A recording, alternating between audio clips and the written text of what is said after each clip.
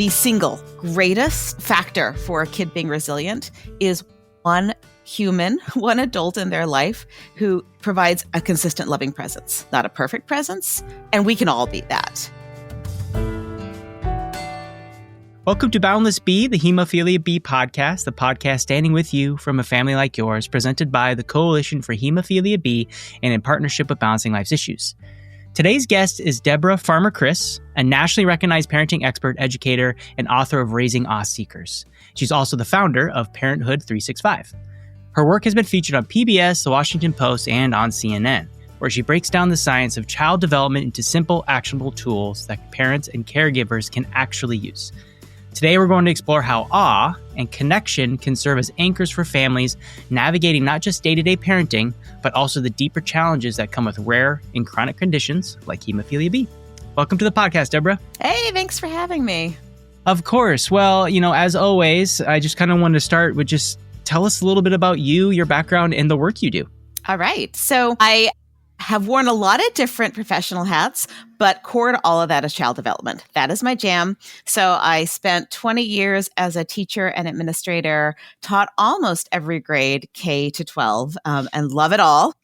You loved it all? Because I was a teacher too, and I think 4 to 6 was my sweet spot.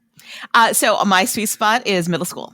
I love middle schoolers. Yeah. And I know that's a tricky age, but boy, is that if they love you, and you love them, magic happens. So throughout all that, I, also have a degree in counseling psychology and I love writing. So when I moved to part-time teaching, when my oldest was a baby, I decided to really go more into my writing passions and began working as a parenting columnist for PBS Kids and for NPR's Mindshift and really began to do more parent education. And so that has led me to write a bunch of children's books, do a lot of workshops. And now I have a parenting book that just came out about awe and wonder, which is really a through line for the last 25 years of my professional life is tapping into that emotion. Yeah. And just a reminder, the name of that book is called Raising Awe Seekers, which is why we're here today. But I think before we get to awe and the power of it, which I'm so excited to talk to you about, maybe just talk to us a little bit. Let's talk to the parents for a little bit, because as a father of a 2-year-old myself, things start happening. You're like, oh my gosh, I need to read a book. Oh my gosh, how do I parent? And all of a sudden I'm tapping into my only experience, which is how I was raised. And how do parents begin that education journey? And like, how do you keep it from being overwhelming when it comes to being someone who nurtures a child? What a great question. I get every parenting book because I do a lot of reviews. And honestly, I don't necessarily love reading parenting books, even though I have written one, because I'm not a big believer in prescriptive parenting. And I make that very clear in my book, is that I really believe that you have the potential to be the best parent for your child. Your child is with you for a reason. And what works for your neighbor may not work for your kid. What works for one kid in your family may not work for the other kid. I have one who's an extrovert and one who's an introvert, and my parenting strategies have to really differ sometimes between the two of them. And so for me, it's not as much about like, how do I get the right language that I can use at the right time? Because kids aren't vending machines. Like, it's not about putting the right change in and getting something out. They're really complex humans. And so where I feel like I've kind of found my niche and sweet spot is in translating some of the research, because there is some good research on child development. I think partly just to make us feel better, like, oh, that's normal, right? Yeah. My child going through this, like these big emotions, birth to 3, and all these changes in the brain. Yeah, that happens again from 11 to 13. And so when your child is going through major identity changes at that age, that's totally normal. So I think that can be really helpful when we don't have we should all have a village, but it's hard. And so when we don't, I think, being able to find the people, the books, the resources that just remind us to take a deep breath and that, there are some fun things to try. And also, if you really are super curious about the kid in front of you and you love them, I think one of my very favorite pieces of parenting research out of the Center for the Developing Child at Harvard University is that the single greatest factor for a kid being resilient is one human, one adult in their life who provides a consistent loving presence. not a perfect presence. And we can all be that. And I think, especially with the community we're speaking to here, I have, like you have to be this advocate for your child because you see their beauty, you see their unique and unrepeatable just glory, and helping making the world a little bit easier for them. Like you're going to be that consistent, loving presence. And that doesn't mean you're not going to have terrible days. But I think that is such a hopeful piece of research to remember when you do have the tough week, is that literally just being present for your kid makes a world of difference. Yeah. And I mean, that's such a beautiful way to frame kind of how we're going to talk about, I think, awe and the ups and downs that the community experiences, whether you have it or you're a parent who has it or you're a friend who knows somebody who has it.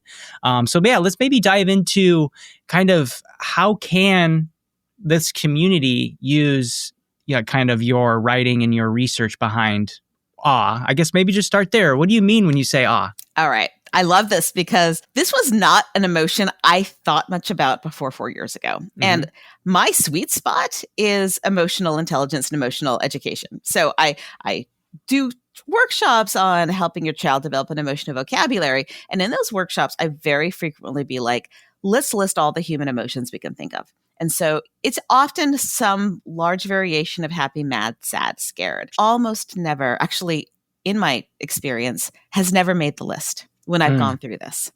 And so when 4 years ago, I was writing the end pages for a picture book called You Wonder All the Time, I came upon this white paper. So it was 45 pages, summary of research of nearly 2 decades of research on this emotion. And this is the emotion you feel when you encounter something that's wondrous or vast or outside your frame of reference.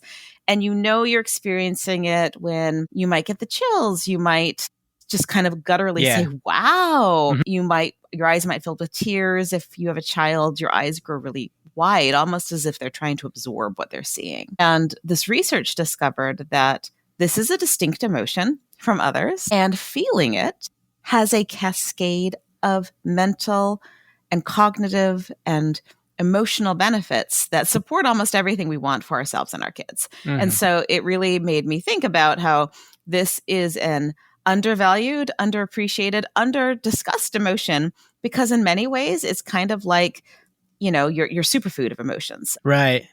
And as I researched, I realized I was actually talking about this emotion all the time in my work. I just didn't really have a name or a framework for it. Sure. And so that's why I wrote this book. I was like, oh, there's real research and there's a framework for what can bring people awe, how we can tap into it.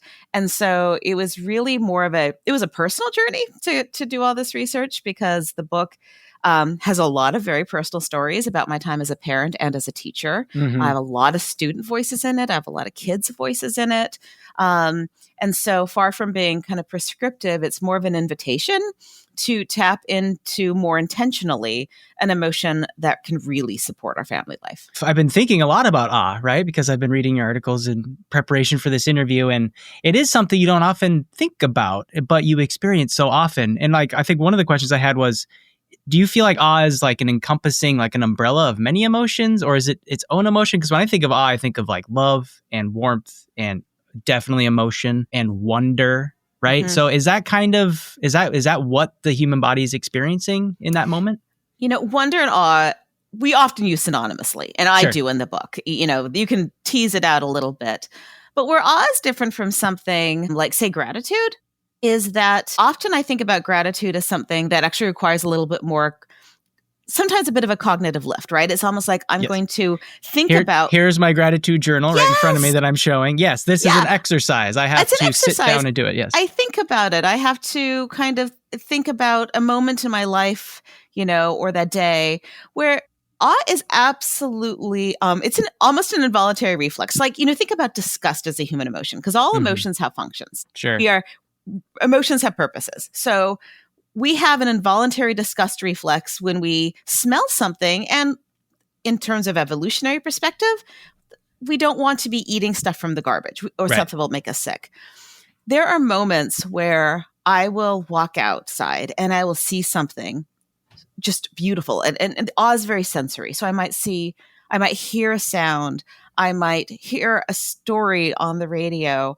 I might hear a song and I get goosebumps or my eyes fill with tears or I just pause, and I say, wow, I think of an audience who suddenly like there's a magician and does something that's like, I didn't expect that. And everyone goes, wow, like they can't even help it. It feels like it's reflexive. Sure. And I think that is something that I love about this emotion is that you can put yourself in the pathway of it, but I can't will myself to feel awe. Sure. I just have to maybe open myself up to the conditions. I have to maybe be mindful enough to, when I go on a walk, be listening, be seeing. And so for me, it's almost a mindfulness practice to kind of put myself in that position, but it's not one that takes much cognitive lift. It is something that when you feel it, you feel it. Yeah.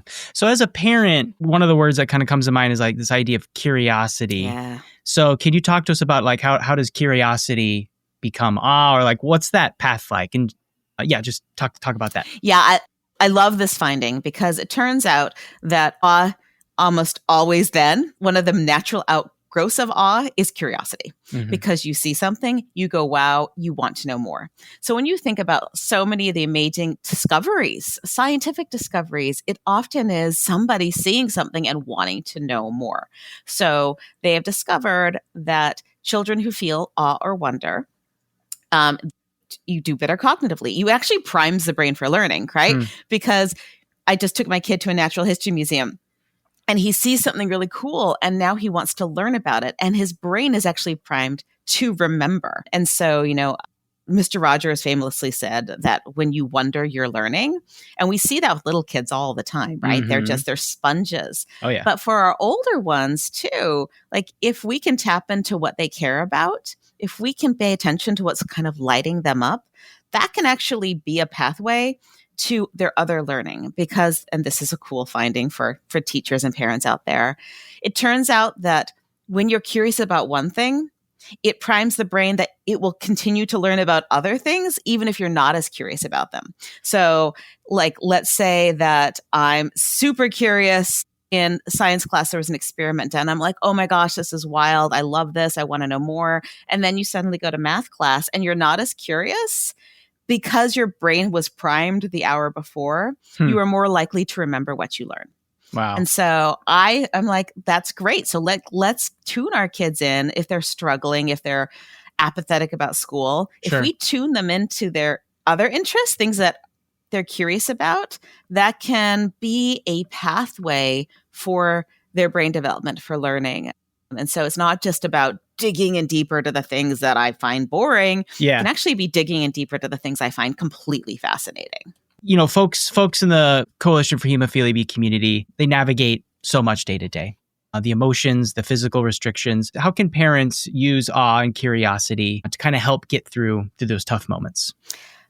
This is the other thing I love about awe is that we know from research, and I won't cite it all here, but that it really does help reduce cortisol, the biomarkers of inflammation, mental health and wellness. Like there are all these really good outcomes that we need when we're dealing with chronic and long-term stress. This can be something that is part of our toolbox for navigating because as I like to say, like awe doesn't make everything better, but it can remind us in the moment that life is bigger than this big stressor in our life. And so, it can be, as an awe seeker myself, right? If I'm having a tough day, I will often really consciously tick through the sources of awe and be like, okay, I need to feel this because I know this is going to help me. Right. And so what is that song that I know is going to be a surefire, right? And our kids use this strategy all the time. They just don't know it. Like think of the teens who have the playlist that helps them get through the day. Absolutely. Because they are feeling something and that feeling is protective. Right. And so I really do think about with my own kids and myself when I think about kind of my diet for the day, right? There's a whole lot of like getting through, but I want to do more than just get through. I want those regular, small, tiny reminders that the world is difficult and so, so beautiful. And just like, like even the child in front of me is so complex and so, so gorgeous and wondrous. And I think that for me is where awe has just been such a personal journey of being able to say, and this is not a but, like, oh, it's not toxic positivity. It's not like, oh, I know it's difficult, but you should really look at the sunset. No, it's like, life is really difficult. And oh my gosh, there's also that sunset. Yeah. Like, what a complex, beautiful world. It's the and, not the but. And I find that often when I am dealing with something really difficult in my life, it is then that I appreciate awe the most. I appreciate it the most because it does give those moments of reprieve. You know, in nature, in June, it's easy sometimes to find it. In the Februaries of our life, that is when you need it the most. And so the person who, you know, the person reaches out to you in kindness and you just feel those goosebumps, like I need it more then than I do when things are going smoothly. Absolutely. And, you know, I think that kind of makes me think about some of the experiences I've had with the coalition, with the community itself, and seeing awe happen. And I think maybe after this, you can talk about the importance of community. But, you know, it's families coming together maybe for the first time and telling each other's stories and having shared experience. And, you know, maybe their 4-year-old is seeing a 10-year-old have treatments done for the first time. And now this 4-year-old is less scared and the parents are feeling awe and they're feeling emotional that my child isn't alone. So can you maybe talk to us about the importance of community and maybe how awe plays a role in that? It's huge. And this is where I'm going to step back and say, you know, my book is organized by these sources of awe. And there are some that I think are just common sense, like nature, music, art. But it turns out some of the most potent and common sources of awe are found in community. So in fact, the most common source of awe that people report feeling is witnessing kindness and courage of others. And so when you look at a community like, you know, the one I'm speaking to right now, there's courage every day. There's kindness every day. And something else that is really important is this feeling of belonging. And the fancy word for this is collective effervescence. So it's when you have a group of people who come together around a shared or common purpose. So that might be singing in a choir. That might be part of a sports team. It might be part of a service organization. It can also be people coming around to advocate for their kids. And these feelings are so important for us. And also, I think really, especially for not just our kids, but our teenagers who are just craving that sense of community. And when they can find that sense of belonging, that people understand me, that is, you know, right now, my oldest is at an arts camp, Sleepaway, and that's her passion. And I think she goes there and she really feels like it's her people. And that feeling is so good and so powerful and sustaining, which is why sometimes kids will be like, I'm living for that week at camp next year. Yeah. And so, you know, like, you know, I have a niece who has a lot of complex cognitive needs, and she has a camp that she can go to there. And again, that sense of feeling of belonging that she finds there is so sustaining, you know, on the week that she's not there. Yeah. This has been such a fun, incredible conversation. Thank you so much. I only have a couple more questions because I know you're very busy, but you know, I want to remind or maybe help us reiterate to families out there that finding awe doesn't mean you have to get on a plane and go to Yosemite or have the money to be able to take the whole family to the museum in town, right? Just, can you please reiterate just to the families that awe can just be right outside your front door? That's actually my favorite thing about it, is that it's an ordinary daily emotion. And in fact, you might have a kid that if you made it to the Grand Canyon, they would yawn and put on their earpods, but they might hear a song or go to a farmer's market or, you know, see a street performer and be like, that's opening up my mind. I'm feeling it. And so a lot of this, there's a phrase I use a lot in the book called radical curiosity.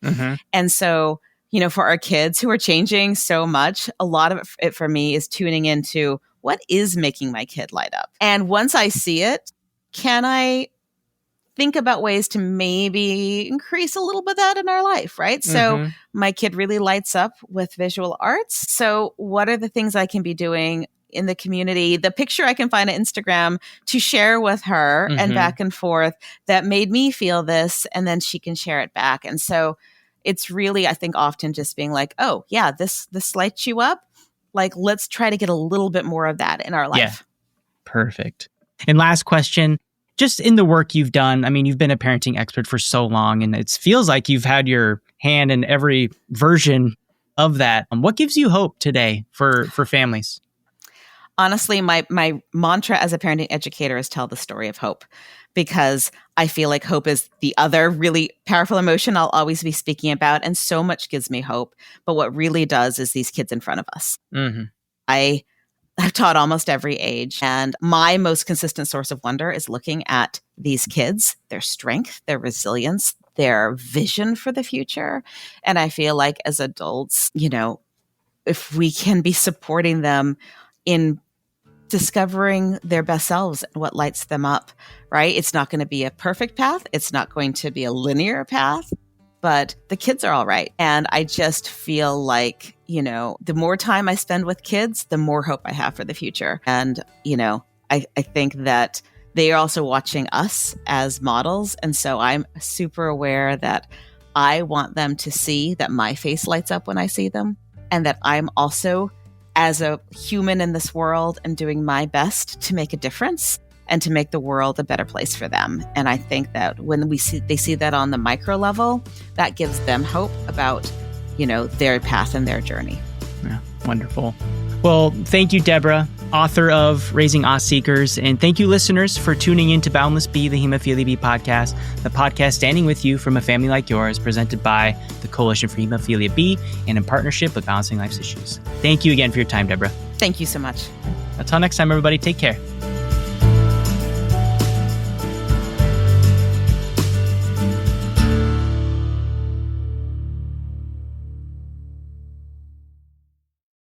This episode of Boundless B, the Hemophilia B podcast, presented by the Coalition for Hemophilia B, is made possible in part by the support of CSL. We thank CSL for their continued commitment to the bleeding disorders community.